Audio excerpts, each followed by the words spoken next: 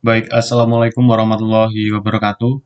Perkenalkan, saya Lasmana Adi Nugraha, NIM 225202410004. Di sini saya akan menjelaskan tugas akhir pada mata kuliah basis data saya mengenai perancangan database management system atau DBMS dengan topik atau tema reservasi penerbangan pesawat. Adapun beberapa yang ingin saya bahas di sini yaitu deskripsi studi kasus, kemudian constraint, normalisasi, diagram model fisik atau ERD, kemudian ada kardinalitas, skema tabel, aljabar relasional, dan implementasi dari database yang sudah saya rancang. Baik, yang pertama saya akan menjelaskan mengenai deskripsi studi kasus. Jadi di tugas akhir ini saya mendapat studi kasus reservasi penerbangan. Di reservasi penerbangan ini melibatkan 6 maskapai dari 6 negara, yaitu untuk negara Kanada ada Air Canada, kemudian untuk negara Amerika Serikat ada US Air, kemudian di negara Inggris ada Brit Air, di Prancis ada Air France, di Jerman ada Lufthansa, dan di Italia ada Ital Air. Nah, jadi penerbangan ini juga melibatkan 12 kota. Untuk Kanada, ada kota Toronto dan Montreal. Untuk Amerika Serikat, ada kota New York dan Chicago. Kemudian untuk Inggris ada London dan Edinburgh. Untuk Prancis ada Paris dan Nice. Untuk Jerman ada Bonn dan Berlin. Kemudian untuk Italia ada Roma dan Napoli. Baik, jadi di studi kasus ini saya diharuskan untuk merancang database reservasi udara sentral untuk digunakan oleh semua kantor pemesanan. Adapun ketentuan dari perancangan database ini, yang pertama, pelanggan dapat berasal dari negara mana saja, bukan hanya 6 di atas, dan dari provinsi atau bagian manapun, dan dari kota manapun. Jadi dibebaskan di sini. Kemudian untuk alamat email hanya memiliki tipe string. Seorang pelanggan hanya dapat memesan satu atau lebih penerbangan. Kemudian yang ketiga, ada alamat email harus unik untuk setiap pelanggan. Kemudian yang keempat, ada pemesanan memiliki nomor pemesanan yang unik, kota pemesanan, tanggal pemesanan, nomor penerbangan, dan atribut lainnya. Kemudian untuk harga penerbangan kelas bisnis adalah 1,5 kali dari harga penerbangan yang terdaftar. Kemudian ketentuan yang selanjutnya ada pajak bandara harus disimpan dalam mata uang lokal. Misalnya dolar Kanada, dolar Amerika Serikat, pound sterling Inggris, franc Prancis, mark Jerman, dan lira Italia. Oke, selanjutnya di studi kasus ini juga sudah disediakan diagram model logika ya. Jadi saya bisa menganalisis atribut-atribut dan tabel-tabel yang dapat saya gunakan. Adapun beberapa tabel yang saya bisa analisis di sini. Yang pertama ada tabel customer, kemudian selanjutnya ada tabel customer email, kemudian ada customer fax, kemudian ada customer phone, ada booking class, booking status, ada flight, flight availability, ada airline, airport, country, city, city currency, dan currency. Baik, selanjutnya saya akan membahas di bahasan selanjutnya mengenai constraint. Jadi, apa sih itu constraint? Constraint adalah aturan atau batasan yang diterapkan pada atribut atau tabel dalam sebuah database. Constraint digunakan untuk memastikan bahwa data yang dimasukkan ke dalam basis data sesuai dengan aturan tertentu sehingga dapat mencegah kesalahan atau anomali data. Jadi setelah saya memperhatikan dari diagram model logika, tadi kan ada beberapa jenis tabel ya, ada beberapa tabel di sini, dan di sini juga kalau kita perhatikan ada icon-iconnya. Nah, ini adalah salah satu penanda bahwa itu tuh salah satu aturan atau constraint yang diterapkan. Adapun beberapa jenis constraint yang umum digunakan, yang pertama ada primary key, kemudian yang kedua ada foreign key, kemudian yang ketiga ada unique, yang keempat ada not null, kemudian yang kelima ada default, dan yang terakhir ada check. Baik, ini adalah hasil identifikasi constraint pada studi kasus yang terlampir. Untuk primary key yang pertama, tabel customer memiliki primary key customer ID, kemudian tabel booking memiliki customer booking number, tabel flight availability memiliki primary key gabungan antara departure date time dan arrival date time. Kemudian untuk tabel flight memiliki primary key atribut flight number, sedangkan untuk booking class memiliki di class ID, booking status ID, airport code, city code, airline code, dan untuk country code.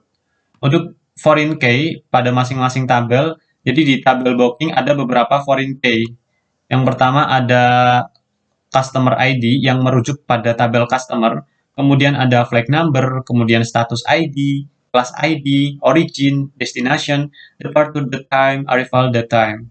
Kemudian untuk customer email, customer fax, dan customer phone memiliki foreign key yang sama, yaitu customer ID, yang mana customer ID ini merujuk pada tabel customer. Selanjutnya ada tabel airport, yaitu city ID, flight airline code, airline country code, city country code. Tabel city currency memiliki beberapa foreign key, yaitu city ID, from currency, dan to currency. Identifikasi constraint selanjutnya adalah jenis unique constraint. Penerapan unique constraint terdapat pada tabel email customer, di mana email harus unik untuk setiap pelanggan atau customer.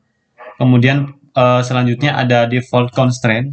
Jadi penerapan default constraint terdapat pada tabel booking pada atribut total price, di mana default value yang dihitungkan berdasarkan formula yang sudah disebutkan atau dijelaskan pada studi kasus, yaitu pajak bandara di asal ditambah dengan pajak bandara di tujuan ditambah dengan harga penerbangan dan dikurangi dalam mata uang lokal, di mana harga penerbangan untuk kelas bisnis adalah 1,5 kali dari harga penerbangan yang terdaftar.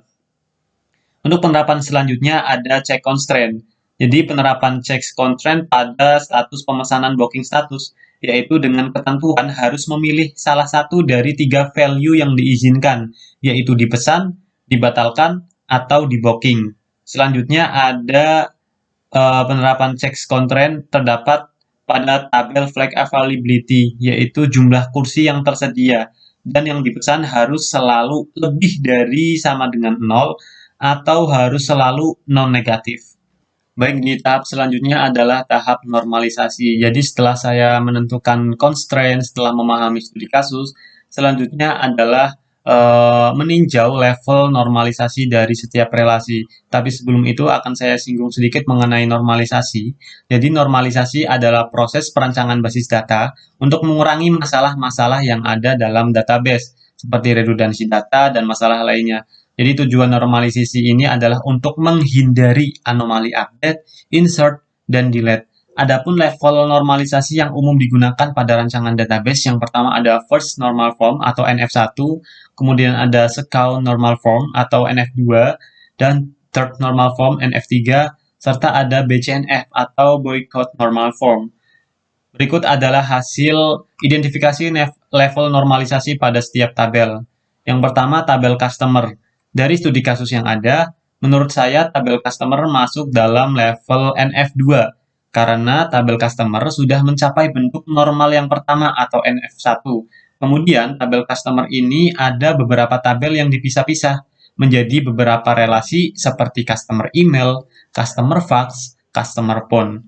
Selain itu, tabel customer ini tidak ada multi value, ditandai dengan adanya beberapa atribut yang sebenarnya bisa dijadikan satu atribut, yaitu tadi customer phone, customer fax, customer email jadi satu atribut customer kontak, namun dipisah untuk menghindari multi value atribut. Selanjutnya ada tabel booking. Dari studi kasus yang ada, tabel booking ini menurut saya sudah masuk pada level ketiga atau NF3. Karena jika kita perhatikan dalam tabel booking terdapat beberapa atribut yang dijadikan sebagai foreign key atau atribut yang merujuk pada tabel yang lain yang merepresentasikan relasi yang lebih kecil seperti booking class, booking status, flag availability, dan relasi lainnya. Dan ini tentu akan mempermudah pada saat kita ingin merubah status booking tanpa memerlukan perubahan banyak baris.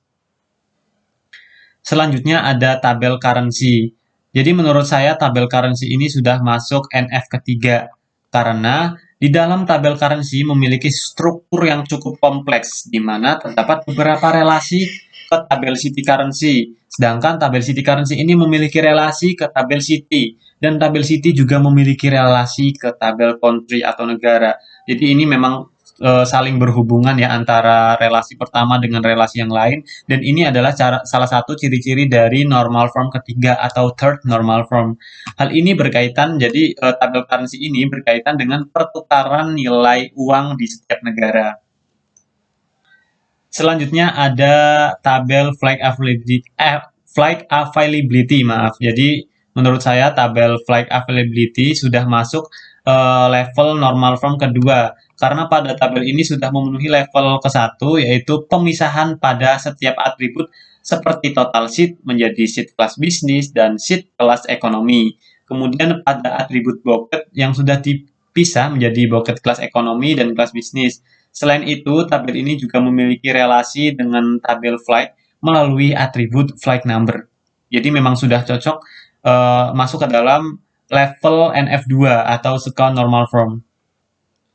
Baik, selanjutnya adalah membahas tentang diagram model fisik. Jadi ini adalah diagram model fisik yang sudah saya rancang dengan mempertimbangkan constraint dan level normalisasi pada setiap relasi. Oke, sebentar saya pindahkan biar lebih jelas.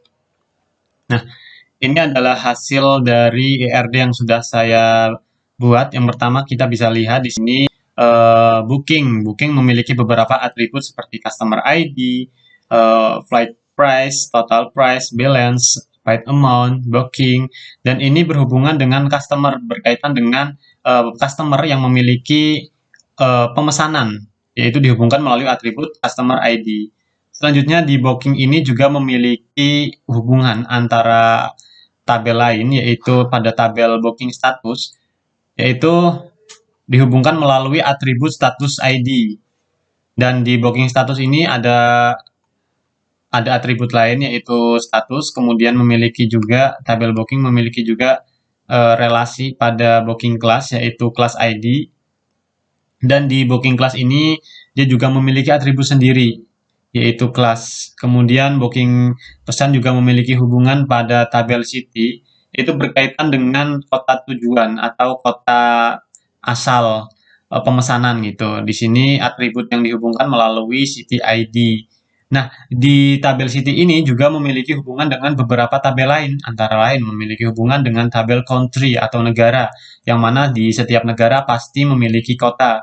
Kemudian city ini juga memiliki relasi atau hubungan dengan tabel city currency, yaitu berkaitan dengan mata uang. Kemudian tabel city ini juga memiliki hubungan dengan airport, berkaitan dengan airport code. Kemudian tabel city memiliki hubungan dengan tabel city currency. Tabel city currency juga memiliki hubungan dengan tabel currency, berkaitan dengan pertukaran mata uang. Di sini juga tabel airport berhubungan dengan tabel flight availability atau ketersediaan penerbangan. Di mana pasti di dalam ketersediaan penerbangan itu juga melihat airport atau bandara yang tersedia. Kemudian di flight availability juga mengacu pada tabel booking pemesanan. Ini benar karena jumlah seat atau total kursi yang dipesan itu sangat mempengaruhi ketersediaan kursi di tabel flight availability atau ketersediaan penerbangan. Kemudian tabel ketersediaan penerbangan ini juga memiliki hubungan dengan tabel penerbangan yang dihubungkan melalui atribut flight number. Nah, sedangkan flight number ini juga memiliki hubungan dengan tabel airline atau maskapai yang dihubungkan melalui atribut airline code. Jadi sebenarnya relasi ini memiliki hubungan, namun dihubungkan dengan tabel-tabel yang lain. Baik, tahap selanjutnya adalah kardinalitas. Jadi sebelum saya membahas tentang kardinalitas, ERD di sini kan terdapat simbol-simbol ya, dihubungkan. Ini ada garis 3, kemudian di sini garis 1, itu maksudnya apa? Ini berkaitan dengan kardinalitas atau hubungannya. Di sini akan saya bahas. Jadi kardinalitas itu sendiri dalam konteks database mengacu pada hubungan antara baris atau record dalam suatu tabel dengan baris dalam tabel lain melalui foreign key constraint. Jadi kardinalitas digunakan untuk menggambarkan berapa banyak baris dalam satu tabel yang terkait dengan berapa banyak baris dalam tabel lain. Adapun beberapa jenis kardinalitas, yang pertama ada one to one, kemudian ada one to many, kemudian many to one, dan many to many. Ini yang umum digunakan. Jadi hasil analisis saya mengenai ERD dari rancangan ERD, kardinalitas pada setiap relasi. Contohnya seperti ini. Tabel booking memiliki kardinalitas one to many dengan tabel booking status, di mana setiap pemesanan harus memiliki satu status dalam tabel booking status, tetapi status tersebut dapat terkait dengan banyak pemesanan. Hal ini menggambarkan bahwa status pemesanan adalah atribut wajib, dan satu status dapat diterapkan pada beberapa pesanan. Selanjutnya adalah tabel booking memiliki kardinalitas one to many dengan tabel booking class. Jadi setiap pemesanan harus memiliki satu kelas dalam tabel booking class, tetapi kelas tersebut dapat terkait dengan banyak pemesanan. Ini mengindikasikan bahwa kelas pemesanan adalah atribut wajib, dan satu kelas dapat digunakan untuk beberapa pemesanan. Oleh karena itu, dapat disebutkan bahwa ini merupakan jenis kardinalitas one to many. Selanjutnya adalah tabel booking memiliki kardinalitas one to many juga terhadap tabel customer, yaitu pada customer ID. Artinya, setiap pemesanan harus terikat dengan satu pelanggan dalam tabel customer, tetapi satu pelanggan dapat memiliki banyak pemesanan. Ini sesuai dengan studi kasus pada awal yang sudah saya jelaskan, dan menunjukkan bahwa setiap pemesanan harus memiliki pelanggan yang bertanggung jawab atasnya. Dan satu pelanggan dapat melakukan banyak pemesanan. Ini benar ya, one to many. Kemudian ada tabel flight availability atau ketersediaan penerbangan memiliki kardinalitas one to one dengan tabel flight pada atribut flight number. Artinya, setiap entry dalam tabel ketersediaan penerbangan hanya terkait dengan satu entry dalam tabel flight, menggambarkan hubungan satu ke satu antara ketersediaan penerbangan dan detail penerbangan. Selanjutnya ada tabel city currency, memiliki kardinalitas one to one atau satu ke satu dengan tabel currency melalui atribut from currency dan to currency. Setiap entry dalam tabel city currency terkait dengan satu entry kurs mata uang dalam tabel currency, dan sebaliknya. Ini menunjukkan hubungan satu ke satu antara kota dan kurs mata uang. Selanjutnya ada tabel country, memiliki hubungan kardinalitas zero to money pada tabel airline code. Artinya, setiap negara hanya dapat dengan 0 atau lebih maskapai dalam tabel airline. Ini menunjukkan bahwa satu negara dapat memiliki beberapa maskapai atau tidak terkait dengan maskapai sama sekali. Itu sesuai dengan studi kasus yang sudah saya jelaskan. Baik, tahap selanjutnya adalah membuat skema tabel. Jadi sebenarnya skema tabel ini adalah di mana saya bisa merancang tabel-tabel sesuai dengan kardinalitas, sesuai dengan constraint yang sudah saya rancang sebelumnya. Misalkan di sini tabel customer memiliki customer ID yang berperan sebagai primary key yang bertipe data integer. Kemudian di tabel customer juga ada atribut last name yang memiliki tipe data varchar dan panjang karakter 50. Kemudian ada first name yang memiliki tipe data varchar dan panjang karakter 50, dan atribut-atribut lain. Intinya pada skema tabel ini lebih saya jelaskan secara detail masing-masing tabel, entah itu atribut mulai dari tipe datanya, mulai dari panjang karakternya, hingga jenis atributnya, apakah dia merupakan primary key atau bukan. Jadi rancangan semua tabel yang saya terapkan pada skema tabel ini sudah sesuai dengan apa yang saya sampaikan sebelumnya. Misalkan di sini di tabel booking, di sini ada booking number yang saya jadikan sebagai primary key dengan tipe data integer. Kemudian di tabel booking juga ada foreign key, yaitu customer ID yang mereference ke tabel customer melalui atribut foreign key. Melalui atribut customer ID, maaf. Jadi intinya seperti itu. Di skema tabel saya buat rancangan semua tabel yang akan saya gunakan. mulai dari tipe data, panjang karakter, kemudian jenis constraint-nya, apakah dia berupa primary key atau foreign key, seperti itu. Selanjutnya saya akan membahas mengenai aljabar relasional. Tapi sebelum itu saya akan sedikit menyinggung terlebih dahulu apa itu aljabar relasional. Jadi aljabar relasional adalah sekelompok operasi matematis yang digunakan untuk mengakses, mengelola, dan memanipulasi data dalam sistem database relasional. Adapun beberapa operasi yang umum digunakan, yang pertama ada seleksi dengan simbol seperti ini, kemudian ada proyeksi, gabungan atau join, kemudian penyatuan, kemudian selisih, dan produk Cartesian atau Cartesian product. Jadi di studi kasus ini nanti disediakan beberapa query atau beberapa masalah yang akan saya selesaikan menggunakan pendekatan aljabar relasional. Jadi ada beberapa query, kemudian saya terjemahkan menjadi aljabar relasional. Baik, query yang pertama, tampilkan daftar semua pelanggan yang tidak melakukan pemesanan apapun dan tampilkan customer ID, customer first name, customer last name, dan diurutkan berdasarkan customer ID. Jadi inti dari query ini adalah untuk kita disuruh untuk menampilkan semua pelanggan yang tidak melakukan pemesanan. Terus yang ditampilin apa? Yang ditampilin itu customer ID, kemudian nama depan, dan nama belakang. Kemudian ada lagi di sini aturannya diurutkan berdasarkan customer ID. Oke, jadi untuk aljabar relasionalnya seperti di bawah ini.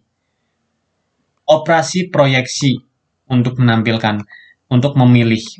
Pilih tabel customer ID, customer first name, customer last name pada tabel customer, di mana customer ID ini memiliki nilai value 0 pada tabel booking. Maksudnya adalah yang pertama, proyeksikan, ini merupakan operasi proyeksi, yang memilih kolom-kolom yang ditentukan. Jadi kolom-kolom yang akan ditampilkan di sini adalah customer ID, nama depan customer, dan nama akhir dari customer. Kemudian, selanjutnya adalah operasi seleksi ini. Nah, operasi ini adalah operasi seleksi yang memilih baris-baris di mana nilai customer ID pada tabel booking adalah 0 atau tidak ada. Kemudian ini customer join booking adalah operasi gabungan atau join antara tabel customer dan booking menggunakan kondisi yang sama, yaitu customer ID. Jadi ekspresi ini mencerminkan query yang ingin menampilkan informasi pelanggan seperti customer ID, customer first name, dan customer last name yang tidak memiliki pencocokan, yaitu customer ID yang memiliki value 0 dalam tabel booking. Ya, intinya nanti output dari aljabar relasional ini adalah menampilkan daftar pelanggan yang tidak melakukan pemesanan apapun. Yang ditampilkan apa? Yang ditampilkan customer ID, customer first name, customer last name. Oke, di query yang kedua ada menampilkan semua pelanggan yang melakukan booking, di mana nama depan dan nama belakang dari pelanggan tersebut digabungkan dalam satu kolom dan diurutkan berdasarkan customer ID. Baik. Jadi aljabar relasionalnya seperti ini. Proyeksikan customer ID kemudian customer name. Merupakan operasi proyeksi ya ini. Merupakan operasi proyeksi untuk memilih kolom-kolom tertentu, yaitu customer ID dan customer name. Jadi nanti yang ditampilin adalah customer ID dan nama pelanggan. ID pelanggan dan nama pelanggan. Kemudian customer join booking digunakan untuk menggabungkan ya operasi join antara tabel customer dan booking menggunakan kondisi customer ID yang sama. Pada operasi proyeksi, nama pelanggan atau customer name dihasilkan dengan menggabungkan first name dan customer last name atau nama akhir. Jadi nama awal dan nama akhir ini nanti digabungkan menggunakan fungsi concat ya, nanti di query karena ini masih membahas mengenai aljabar relasional. Jadi untuk query-nya belum diimplementasikan terlebih dahulu, itu nanti pada tahap implementasi. Jadi nanti customer name ini terdiri dari dua atribut digabungkan. Jadi antara atribut nama awal pelanggan dan nama akhir itu digabungkan menjadi satu dan ditampilkan dalam satu kolom, ya kan, sesuai dengan digabungkan dalam satu kolom sesuai dengan ini studi kasus itu memiliki nama customer name. Jadi intinya ekspresi dari aljabar ini mencerminkan query yang ingin menampilkan customer ID dalam customer ID dan customer name, jadi ID pelanggan dan nama pelanggan dari pelanggan yang memiliki pencocokan dalam tabel booking dengan menggabungkan customer first name dan customer last name ke dalam atribut baru yaitu customer name. Seperti itu. Jadi nanti customer ID yang ada pada jadi customer ID pada tabel customer itu dicocokkan sama customer ID pada tabel booking. Ketika ada value-nya, itulah yang akan ditampilkan. Kemudian yang ditampilkan apa? Yang ditampilkan adalah ID pelanggan, ya, customer ID, dan customer name. Customer name di sini adalah penggabungan antara first name dan last name dari pelanggan. Nama awal dan nama akhirnya digabungkan dalam satu kolom sesuai dengan studi kasusnya. Jadi customer name. Baik, selanjutnya adalah query 3. Di sini kita diharuskan untuk menampilkan atau tampilkan daftar semua ketersediaan penerbangan antara Toronto dan New York. Kemudian tampilkan flight number, origin atau asal, destinasi, departure time, dan arrival time, dan urutkan berdasarkan flight number. Dan ini adalah bentuk aljabar relationernya. Yang pertama jelas kita melakukan proyeksi, ya, menggunakan simbol proyeksi atau P, yaitu yang kita proyeksikan apa di sini, kolom-kolom yang ingin kita tampilkan. Yang pertama ada flight number, kemudian origin atau asal, destinasi, kemudian departure date time, kemudian arrival date time, kemudian ada, nah ini baru available business seat, kursi bisnis yang tersedia dan kursi ekonomi yang tersedia. Di mana pakai operasi seleksi, daerah asalnya adalah kota yang memiliki ID 5, yaitu Toronto, dan destinasi atau tujuan itu kota yang memiliki ID 2, yaitu New York. Selanjutnya adalah di sini operasi untuk mengganti nama. Jadi dalam tabel ketersediaan penerbangan itu ada kolom total business seat dan ada bukit business seat atau total kursi yang tersedia untuk kelas bisnis sama total kursi yang sudah di booking untuk kelas bisnis. Jadi diubah namanya menjadi total kursi bisnis yang tersedia dengan cara total semua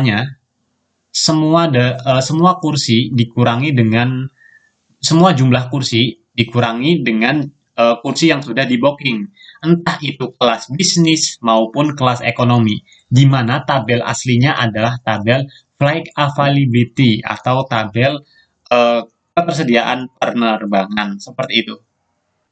Baik, tahap selanjutnya adalah tahap implementasi dari rancangan database yang sudah saya bentuk, mulai dari memahami studi kasus, penentuan constraint, jauh level normalisasi, kemudian kardinalitas, dan segala macam.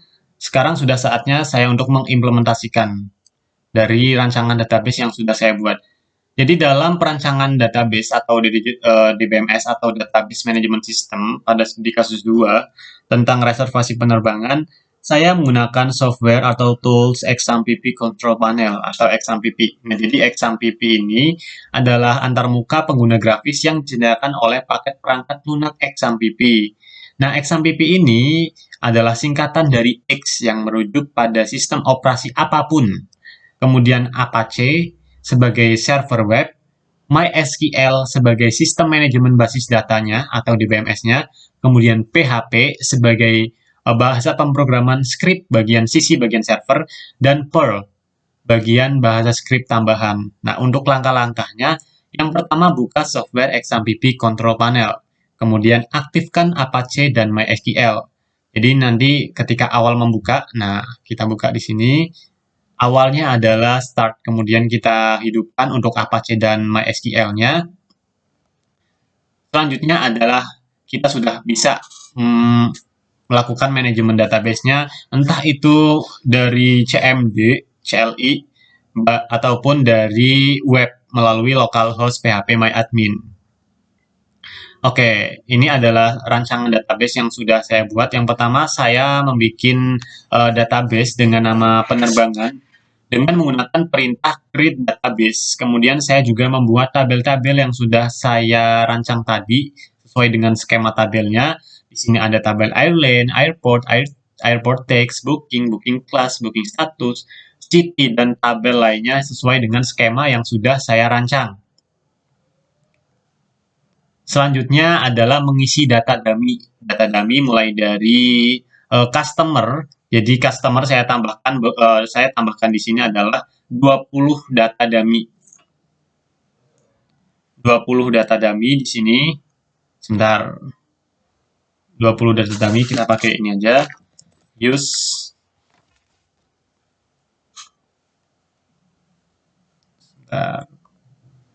use nama database, use penerbangan, kita masuk penerbangan.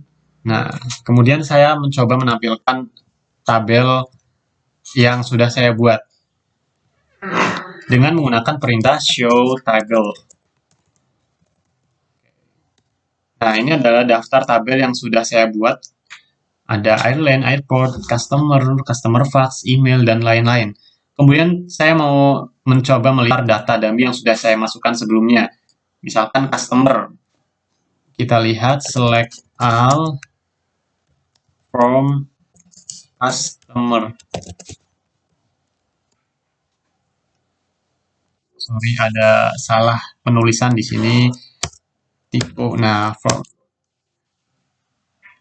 select all from customer. Nah, ini adalah daftar data dummy yang sudah saya buat. Jadi ada 20 data. Dan di sini saya sengaja untuk tabel booking ya. Kita lihat dulu. Select all from booking. Nah, jadi di sini adalah data untuk melihat pesanan. Daftar pesanan pada pelanggan. Dan di sini saya sengaja untuk data nomor 1 sampai 10 adalah pelanggan yang melakukan pemesanan, dan data nomor 11 sampai 20 adalah data pelanggan yang tidak melakukan pemesanan. Nah, kita lihat di sini. Nah, customer ID yang melakukan pemesanan ya, ada di customer ID dari 101 hingga 110. 101 hingga 110. Ini adalah customer ID yang melakukan pemesanan, dan sisanya adalah tidak melakukan pemesanan. Ini kira-kira untuk mengecek database-nya seperti ini adalah database yang sudah saya rancang sebelumnya sesuai dengan skema tabel yang sudah dibuat. Oke, selanjutnya kita lihat. Nah, tadi sudah masuk ke direktori XAMPP dengan cara cd c/exampp /mysql/bin, kemudian masuk sebagai root. Kemudian buatlah database penerbangan, saya sudah buat. Kemudian buatlah tabel-tabel sesuai dengan rancangan dan skema tabel yang sudah dirancang. Ini saya juga sudah membuat sesuai dengan rancangan. Di sini ada beberapa tabel ya. Kemudian ada memasukkan beberapa data dummy untuk setiap tabel dengan memperhatikan constraint atau aturan kardinalitas yang berlaku. Setiap tabel ini juga saya sudah terapkan pada setiap tabel yang saya buat. Nah, selanjutnya adalah pengujian query. Nah, di sini pengujian query itu sesuai dengan yang tadi kita jumpai di aljabar ya. Yang pertama, tampilkan daftar semua pelanggan yang tidak melakukan pemesanan apapun. Dan tampilkan customer ID, customer first name, customer last name, dan urutkan daftar menurut customer ID. Kalau kita perhatikan di sini, tabel yang melakukan pelanggan yang melakukan booking adalah pelanggan dari nomor dengan ID 101 sampai 120. Namun gimana kita menuliskan di dalam query-nya? Oke, saya coba membuat query-nya. Oke, pertama kita melakukan operasi proyeksi ya. Ini sesuai dengan aljabarnya. Select C pada customer ID, kemudian C pada customer first name, kemudian C customer last name, kemudian from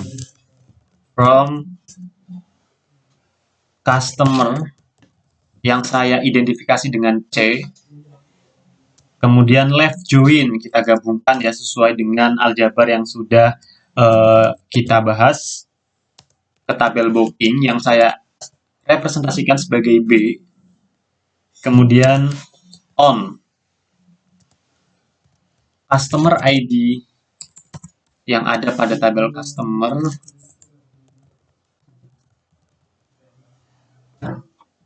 itu sama dengan customer ID yang ada pada tabel booking.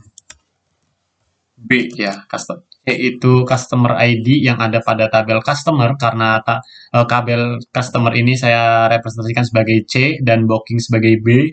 Jadi customer ID C titik customer ID sama dengan B titik customer ID. Terus kita masukkan kondisinya di mana where customer ID pada tabel booking berarti B customer ID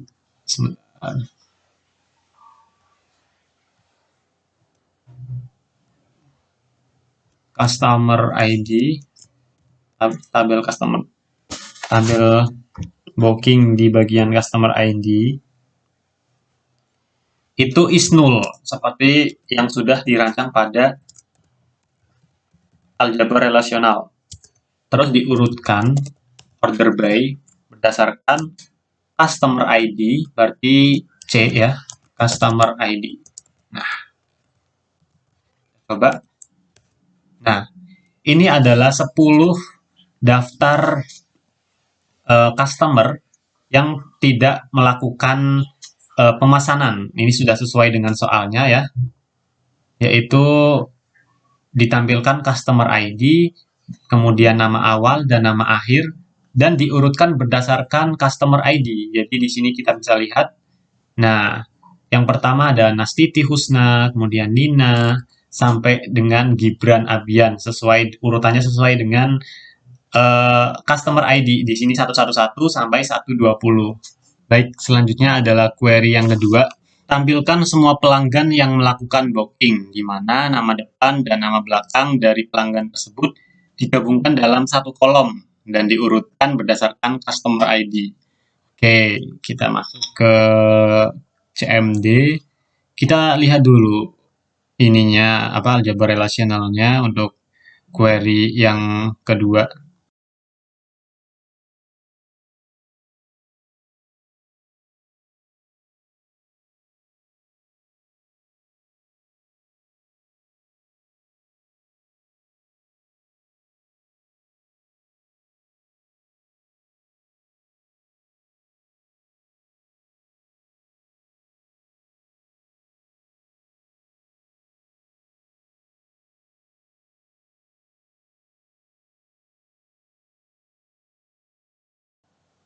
Wow, ada yang error.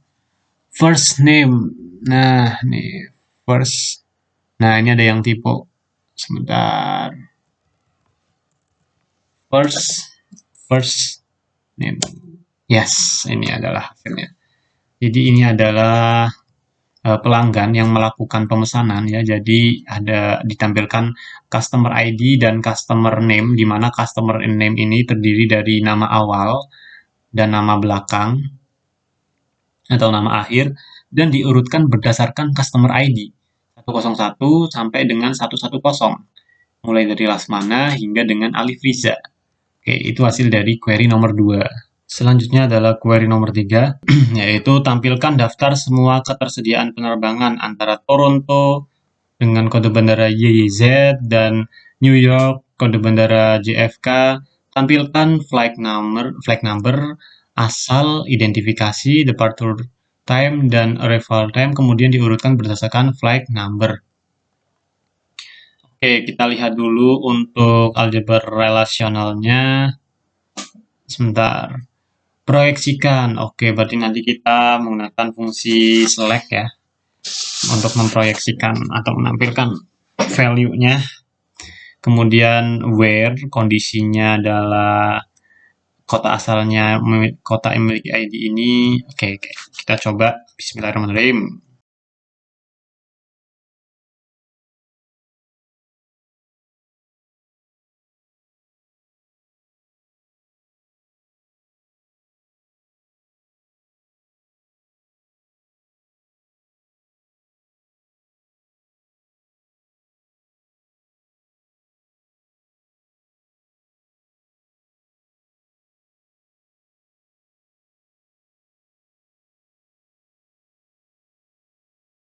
As available total economy status.